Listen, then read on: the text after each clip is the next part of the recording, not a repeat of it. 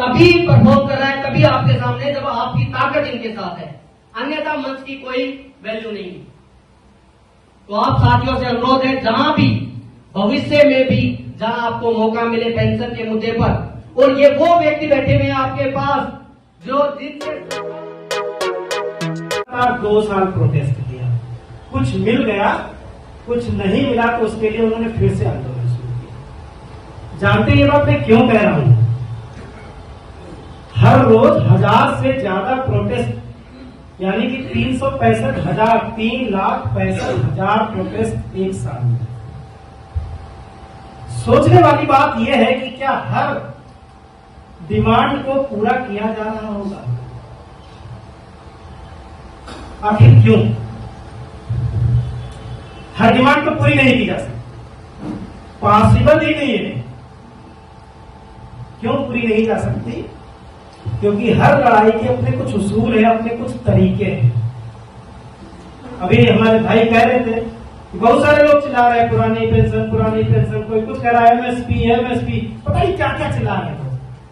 लेकिन काश, मैं एक बात कहना चाहता हूं कि लड़ाई वही अंजाम तक पहुंचती है जो न केवल जनमत के साथ लड़ी जा रही हो, बल्कि कॉन्स्टिट्यूशनली भी लड़ी जा रही हो और टेक्निकली भी लड़ी जा रही है। मिनिस्ट्री को और हर स्टेज पर यह समझाने में सफल हुए कि किस तरह से एनपीएस को ओपीएस में बदलाव किया जा सकता है, और उस चीज को लेकर के कहीं कोई शक शंका नहीं है।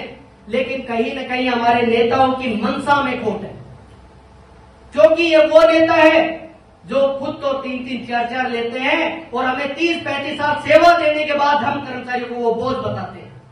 आज बात करते हैं एक देश एक विधान एक संविधान, और एक बात करने लग गए आजकल तो एक देश एक चुनाव की भी। जब एक देश एक विधान एक संविधान हो सकता है तो पेंशन अलग है क्यों? और इतनी अच्छी है तो ये माननीय क्यों नहीं लेते? आप वास्तव में ये माननीय नेता है, ये देश के लिए बोझ है, कर्मचारी बोझ नहीं है। पीछे एक माननीय ने बयान दिया था कि 30-35 साल सेवा देने वाले कर्मचारी को यदि पुरानी पेंशन दे दी गई तो देश की हालत श्रीलंका जैसी हो जाएगी। आपने पढ़ा भी होगा। वो लोग ये भूल जाते हैं हमारी एक पेंशन से ये हालत है, फिर तुम्हारी पेंशन ये 4-4, 5-5 जो डगा रहे, अपने आप को समाज सेवा कहते हैं, समाज सेवा कर रहे हैं तो पेंशन क्यों? और यदि समाज सेवा नहीं कर रहे हो तो आपका टेस्ट क्यों नहीं? क्योंकि आप यदि कहीं से इलेक्शन इलेक्टेड है तो हम भी सिलेक्टेड हैं, और सिलेक्टेड अपनी ताकत के दम पर है। हमारे अंदर काबिलियत इसलिए बैठे हम बोझ नहीं है किसी भी तरीके से। और ये कर्मचारी कहीं न कहीं ये हमारी एकजुटता ही है जिस वजह से आज तक हम इस मुहिम को सही रूप नहीं दे पाए, या कहीं न कहीं क्योंकि हम कुछ साथी ये सोचते हैं औरों को मिलेगी तो हमें भी मिल जाएगी। ये कहीं जब प्लेटफॉर्म पर एकजुटता दिखाने की टाइम होता है तो पूरी तरह से एकजुट होना पड़ेगा, चाहे वो महिला है, किसी भी डिपार्टमेंट के एकजुटता दिखाना बहुत आवश्यक है। क्योंकि मंजीत जी को, सुधीर जी को और जनक जी को तभी मिलेगा जब आप लोगों की ताकत उनके साथ है। ये मंच तभी परफॉर्म कर रहा है, तभी आपके सामने, जब आपकी ताकत इनके साथ है, अन्यथा मंच की कोई वैल्यू नहीं है।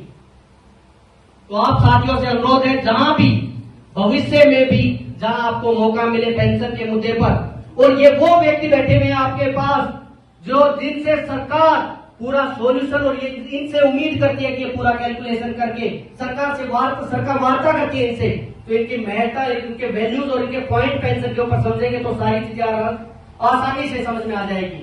क्योंकि हंगामा करना हमारा मकसद नहीं है, हम चाहते हैं हम सॉल्यूशन के साथ आपके बीच में है, और वो चीज जब मंजीत जी बताएंगे आपको सारी चीज समझ में आ जाएगी। धन्यवाद साथियों।